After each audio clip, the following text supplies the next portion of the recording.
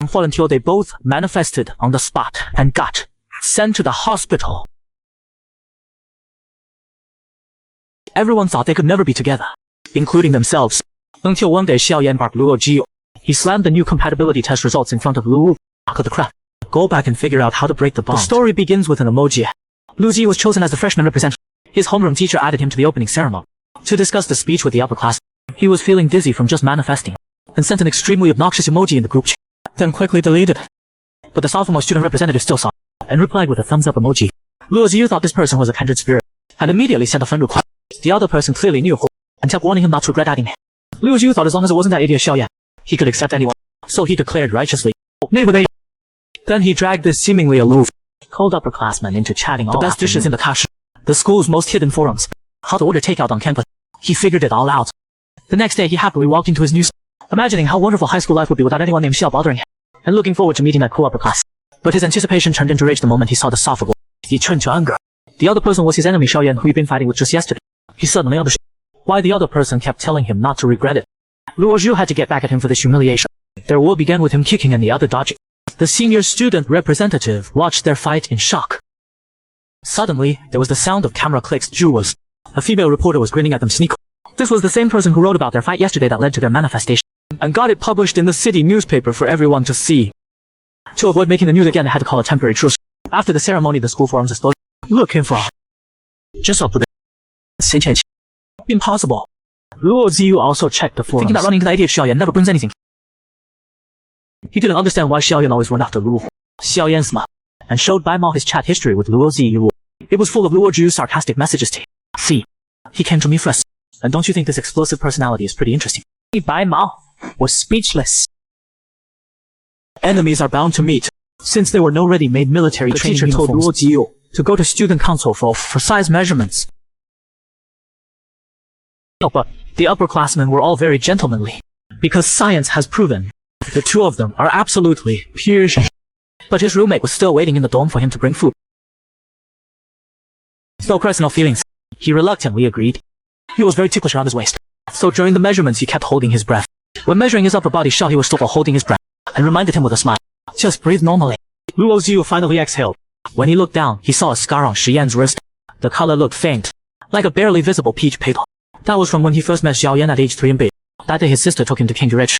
Since their families were business rivals, his sister told him to avoid Xiaoyan, and especially not to be friends with Xiao.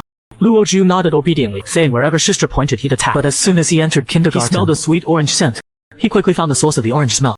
He walked up to little Xiaoyan, and happily greeted him. I'm Luo Zhu. My mom says it's the Z from Xika. Little Xiaoyan felt like he'd heard this somewhere from his parents. He smiled and reached out to introduce himself. Then Luo Ziyu's sister came charging over with a mega. That's a Xiao. Bye. Luo Ziyu's mouth moved with the command, and bit down on little Xiaoyan's wrist. Good job, Luo Ziyu. I hate him. So the two started fighting on their very first meeting. Although both sets of parents pretended to make peace, from that day on, Luo Ziyu and Xiaoyan officially became enemies. Xiaoyan would always provoke him whenever they met, and Luo Ziyu would always fight back. Memories from age 3 are distant. Luo Ziyu never. The skull would last. No wonder Xiaoyan hoped. Xiaoyan saw Luo Zhu staring at his skull. Remember, Luo Ziyu mumbled, don't ask, just do your job. Xiaoyan smiled helplessly. Such a little firecracker explodes at the slightest touch. When measuring his neck, he had Luo Zhu turn. There was a pheromone blocking patch on his glands. Probably thinking the white patch looked ugly, he'd drawn a panda head on it. He uncomfortably looked away and asked soft, should I close my eyes?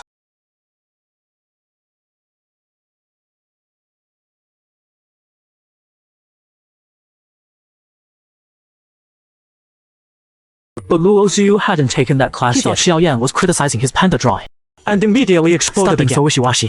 My roommate is starving. He took a deep breath. 大咬阴魂小弟谢血. When he turned to ask for the room done, he found the person had already, Bai Mao, brought food in for him. Absolutely tea safe. Indeed, Xiaoyan naturally chose a peach-flavored drink. When the drink hit his mouth, he thought it was still too sweet. Meanwhile, Luo Zhu had already bought lunch and returned to his dorm. On the table was a drink his roommate had prepared to thank him for bringing food. Seeing there was no peach flavor, he instinctively chose an orange one, but still complained that orange juice was too strong. His roommate laughed and said he was being conscious. But when he saw the food in the lunch, his smile turned to horror. Banana stew shush, mango fried sugar, cheese baked. Luo Ziyu bought these ridiculously weird dishes, because Xiaoyan had guaranteed they'd taste great. They both picked up their chopsticks like Parkinson's patients and tried to bite. Luo Ziyu grabbed his phone to settle accounts with Xiao, and saw he'd sent a message asking for his room number. After replying with his room number, he angrily sent photos of the evidence. Xiaoyan burst out laughing, He didn't expect Luo Jiu to actually buy those dishes. His roommate didn't know who Luo Jiu was chatting with, but the low pressure around him made him shiver. Moments later, Xiao Yan appeared at Luo Jiu's dorm preparing takeout in the new military training. Luo Jiu was drooling from the takeout's aroma, but still said proudly, "I won't hold this against you." Then gave himself an out, suggesting to call and just be ordinary classmates from now. He pretended to think, seriously, Xiao. After a few seconds, he smiled. "Let's talk about this. I'm heading back." After Xiao Yan walked a few steps away, Luo Jiu noticed he was carrying a huge transparent bag full of a big watermelon and lots of canned soda seeds. He scoffed in his mind. "Hope you burst from eating too much. Let's see what tricks you can pull." Sure enough, Xiao Yan came to cause trouble the next day. The freshmen were standing at attention under the blazing sun. Xiao Yan swaggered over with sodas and watermelon, and stopped in front of Luo Jiu's formation. Sat on the ground and smelled it, and mouthed some choice words at Xiao Yan. The instructor happened to see this. "Hey, pink hair, add 5 more minutes to your stance." The little flame in Luo Jiu's heart shot up 6 feet high. Pink hair stopped staring at other people's soul. "Add 10 more minutes." Luo Jiu's anger reached its peak. He quickly scanned his surroundings and spotted a tree branch nearby. Started planning how to deal with that jerk Xiao Yan. Bai Mao had somehow crouched down next to Xiao. "Why do you keep bothering him?" Xiao Yan claimed he wasn't, while fanning the watermelon hard with a book to spread the sand further. The people in front quickly started drooling. Xiao Yan thought the timing was right and offered the watermelon to Bai Mao. Bai Mao was about to reach when the freshman's glowing red eyes froze him in place. He shakily pulled his hand back. "I don't really want any." Xiao Yan smiled and picked up a piece of watermelon, quietly asking Luo Jiu if he wanted some. Luo Jiu couldn't take it and immediately reported to the instructor. "Sir, I feel sick upon." The instructor checked Luo Jiu's information, and after confirming he was telling the truth, dismissed everyone on the spot. He wanted to take Luo Jiu to the infirmary, but saw him sprinting past at full speed, picking up a tree branch from the ground, and charging out menacingly. "I'll show you for making me jealous." Xiao Yan immediately dropped the watermelon he was on. Bai Mao, who didn't react, hit in the butt by Luo Jiu's branch, and yelped in pain. The playground then featured a friendly scene of him running, him chasing him, having no escape. Luo Jiu sped up and grabbed Xiao Yan's collar, but he slipped away like a golden cicatt cutting its shell. Was this guy a loach in his pie? He stood there stunned for 2 seconds, then spotted a janitor's big broom. He threw away Xiao Yan's shirt and grabbed the beam. Bai Mao clutched his butt watching their chase, and said helplessly, "Don't provoke him," to salvage some student counsel. He enthusiastically had everyone share the watermelon and sodas. Meanwhile, the teachers in the office were praising Xiao Yan and Luo Jiu. "These 2 students aren't just excellent academically, they're also well behaved and don't cause trouble." Just a noisy sound came from outside. "I'm gonna kill you." Well, the scene left the office teachers speechless. After 10 minutes, both were too tired to run. Xiao Yan looked back at the panting Luo Jiu. "I agree to your previous proposal. Let's just be ordinary schoolmen." But Luo Jiu seized the opportunity and smacked his leg. Too late. Their peaceful coexistence quickly blew up the forums. Borrowing this threat with him, just answered a video call, and Xiao Yan's face turned red. He even held his book upside down. Luo Jiu was chasing Xiao Yan. Bai Mao had just opened the door when he saw the big broom rising behind Xiao Yan. But Xiao Yan was blinded by Bai Mao's 8-pack eye. His first instinct was not to let Luo Jiu see. He pushed Bai Mao into the room, then shut the door.